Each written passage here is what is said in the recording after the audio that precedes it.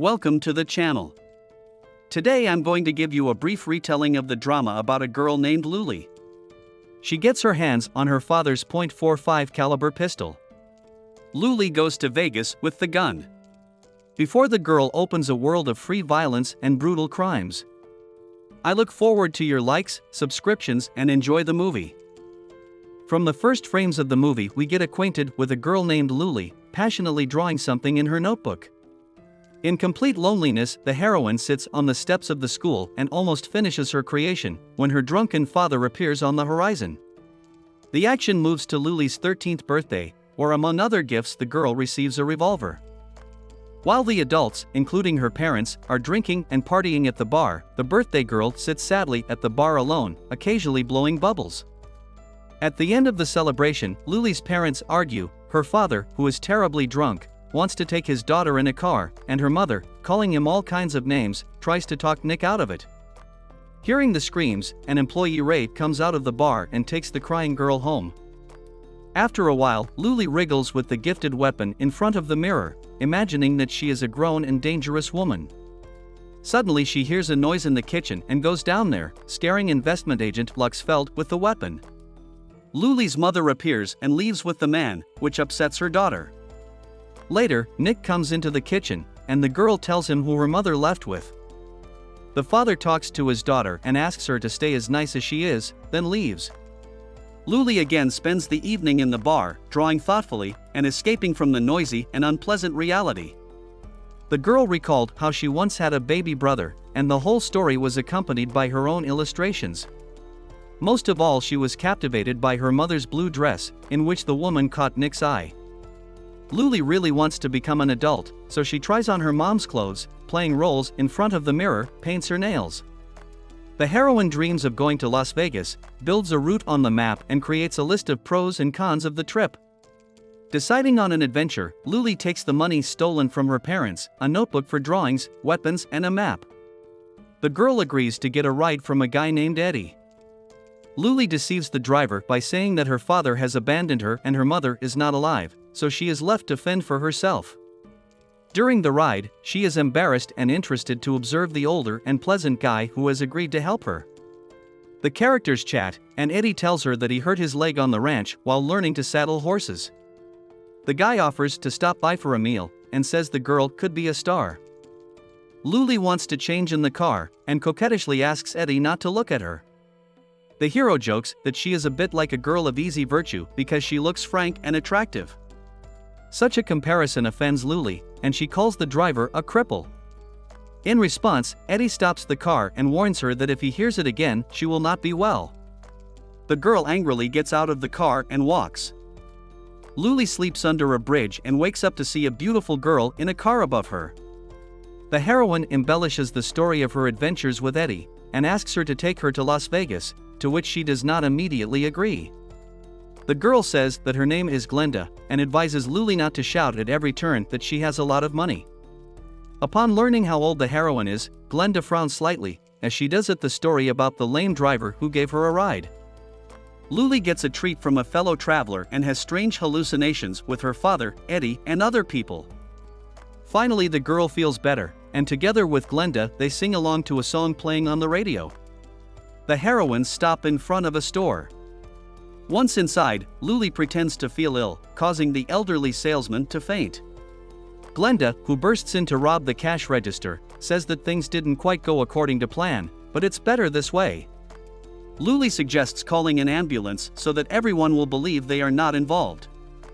On the road, the girl feels guilty, and worries that the seller lost his life because of her.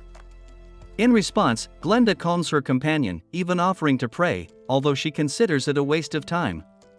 After stopping at a bowling alley, the driver advises Luli to switch her thoughts to get out of the state of guilt, and promises that they will have a lot of fun today. At the bowling alley, Glenda asks the girl to go get a present for her little friend.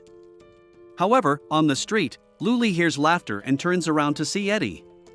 The guy peculiarly apologizes for the quarrel, and wishes the girl a good night. The next morning the heroines leave, and Glenda asks her traveling companion to forget about this place and about the little boy that she saw. During the journey, Luli again remembers her mother's blue dress and her baby brother, who was born 2 weeks late in an incubator because of a heart defect. The next stop brings the girl to the home of Glenda's husband, Lloyd. Inside, Luli meets Eddie again unexpectedly, and decides to tell her friend about it. However, upon seeing the guy, Glenda sadly tells her that the guy has been following her, and for quite some time now. Lloyd introduces his spouse to Eddie, and says he intends to make him his first assistant. The characters pretend they have no idea about each other. Suddenly Lloyd takes a swipe at Eddie for serving his wife a cheap soda, but Glenda stands up for the young man and asks him not to be too harsh with him. When Eddie apologizes to her, the girl almost cries. Luli quietly watches the scene. The upset guy goes to the kitchen and spoils the soda for his boss. After trying a new cocktail, Lloyd is delighted, much to Eddie's amusement. The man wants to be alone with Glenda, and Eddie offers Luli, who has escaped from the couple, to go to town with him. However, there the guy goes to a billiard club, and the girl stays to paint in the car and waits for his return. After a while, Luli does show up inside and asks Eddie to hurry up, then leaves to go to the bathroom. The guy offers his rival a payback, but he doesn't have any more money for the bet. Both men look at the room where Luli has hidden. Soon Eddie's opponent comes in behind her and attacks the girl.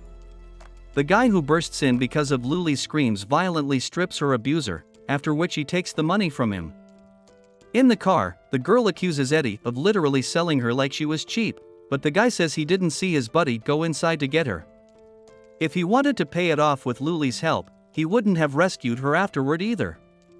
The heroes pull up to the ice cream store, but the girl continues to be angry. Eddie says that she is very beautiful and smart, and this compliment does touch Luli. The guy brings the girl to the house and asks her to come in. When asked by Luli what for, he replies that he wants to introduce the heroine to his friends. Hearing the refusal, Eddie laughs, and says that when he asks to sit in the car, Luli gets out, asks to get out, sits. The hero gets on his knees and begs the girl not to get out of the car, which amuses her very much. Eddie hides in the house and Luli enters after him. Seeing that she got into some den of addicts, the character wrinkles her nose and leaves. In the car, Eddie follows Luli, who is walking, and says that Glenda called and said that she was waiting for the girl at the motel. The heroine does not believe it, but the driver convincingly tells her that she had a fight with Lloyd, and that's why she rented a room. In addition, Eddie gives the girl a dress, and she gets into the car, although still angry at her friend.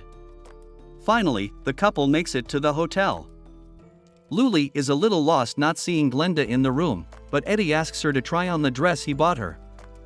After changing clothes, Luli asks the guy about her friend again, and he says that Glenda asked him to take the girl away so as not to disturb her and Lloyd. The betrayal of a new acquaintance upsets the heroine, and she wants to go get ice for cocktails. However, Eddie slams the door in front of the girl. Luli promises she's not going anywhere, and the guy lets her go. Downstairs, the girl tries to call Glenda, but she fails. But the heroine meets a guy named Clement, and decides to play cards with him. In the process of the game, Luli drinks and has fun. Suddenly Eddie appears and takes the girl away, saying that they are suitable for each other. However, Luli calls him a crippled loser and asks him to stop the car. The crying girl apologizes and goes out, but Eddie catches up with her. Luli wakes up and realizes that she is tied to a bed in a strange place. Despite her attempts, she is unable to get out. Eddie appears and gives her flowers and shows her that he has changed her haircut and hair color. The guy unties Luli and promises that he will always take care of her and will never hurt her. Suddenly there is a knock on the door and Bo, the master of the room in the house, appears on the doorstep. Eddie is alarmed to see him, but Luli takes no action. Eddie does suspect that the girl was trying to tell the master of the house something and leaves, tying up his captive again. The heroine indulges in memories of her family, her mother and her dead brother. Suddenly her thoughts are interrupted by Glenda crying nearby. The heroine reveals that she met Eddie when she was younger and lived with him in the same house, thinking she wanted to.